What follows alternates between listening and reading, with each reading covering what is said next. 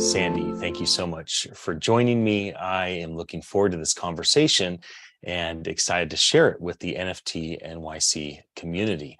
There's so many incredible things happening with unstoppable domains. It feels like if you type your company in the newsfeed, there's an abundance of exciting things that are in the works right now, not just big vision casting.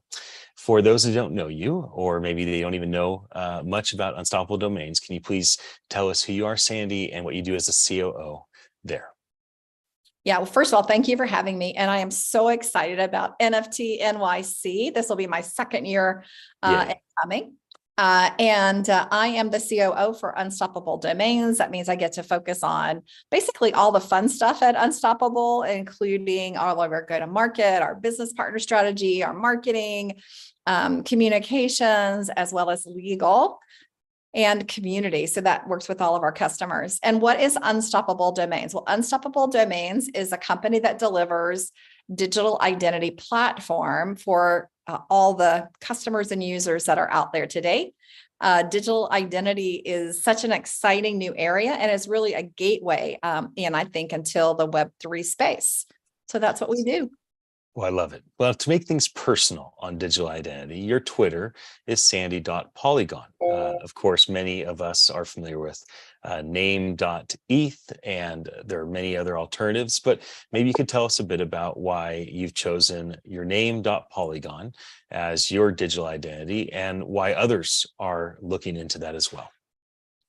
Well, first, I'm going to frame up what is digital identity because it's very different between Web 2 and Web 3.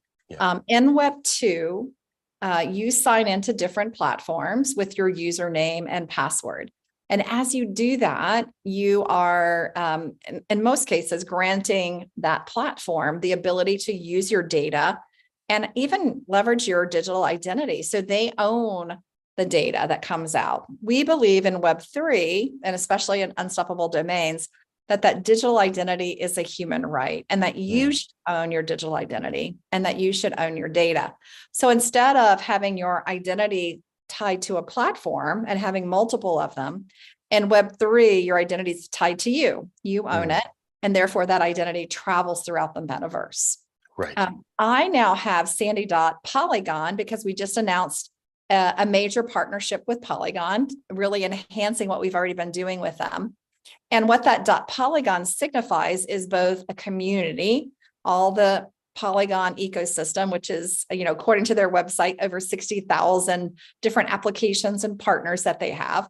And this enables them to showcase that community, to eventually be able to communicate with that community and to show the force and the power that community brings to the table. While the companies get their digital identity for an individual or for each of you who are listening in is very powerful because it allows you to now have your digital identity or your brand online. We were living in a digital first world. Now we're in a metaverse first world. And that really has such a strong impact as you're defining yourself with your NFTs, with your badges, with your wallet connections, and even your extension like .polygon. It's such a powerful concept. How do you see this new opportunity with digital identity impacting things like private messaging? Well, we just announced a messaging product. And what that messaging product does is it enables you to message others in your same community. So for example, I'll just use Polygon as the example. Sandeep, who's the CEO of Polygon, would be able to message every .polygon holder to provide a message to them. He could message just the gaming companies in that community. Ian, if you had Ian.Polygon, I could message you and we could communicate, or we could have a group with, someone else as well that we wanted to bring in. So messaging, I think, is very powerful. And it provides you a way to not just communicate, but communicate in a token gated way. So you're with people that are part of your tribe, part of who you want to communicate with and be able to share special things with, maybe even things before they're released in the broader market. Are there other strategic partnerships that are opening up new doors for Unstoppable Domains in similar ways to what you have cooking with Polygon? Yeah, so we did a similar partnership with .hi. .hi is an exchange that's based out of Asia. And the interesting thing about .hi is they are, unlike Polygon, who is really working on dApps and for developers, which we love, .hi is really working with crypto and how do you exchange crypto and leverage crypto. So that partnership was done with MasterCard. So now you can actually get your MasterCard, and I could have Sandy.hi on my MasterCard, again, signifying that that's another community that I'm part of. And the reason I think this is so important, Ian, is that I believe in the future, micro communities are going to be so essential, not just mega communities like everybody in Web3, but, I have an affinity to Hi for my MasterCard, for that debit card. I have an affinity to Polygon for the development that I do and the zero proof that I do. We also have a partnership with blockchain, and I have an affinity to that. So I think all of these micro communities are really going to be the power punch as we move forward, giving rewards for that community, for the loyalty that they show, and ensuring that they have a say in what happens as we move forward.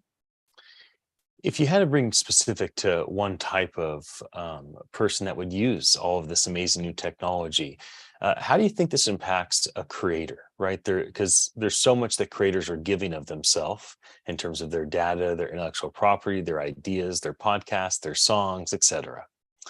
How does all of this impact these folks in your mind?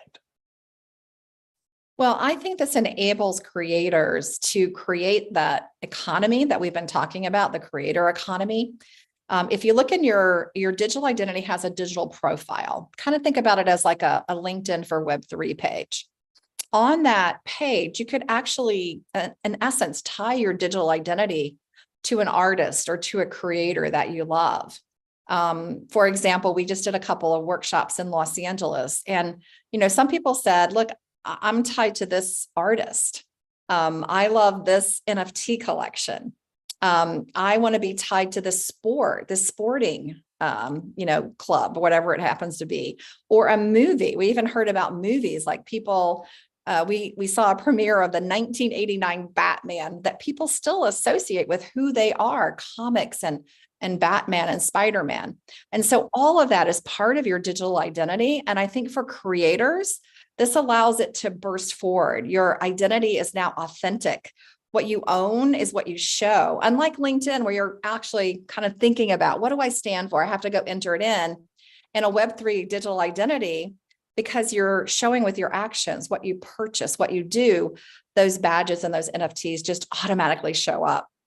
So I think it's such an exciting time to have an authentic digital identity that travels with you, that represents who you are and becomes that digital brand.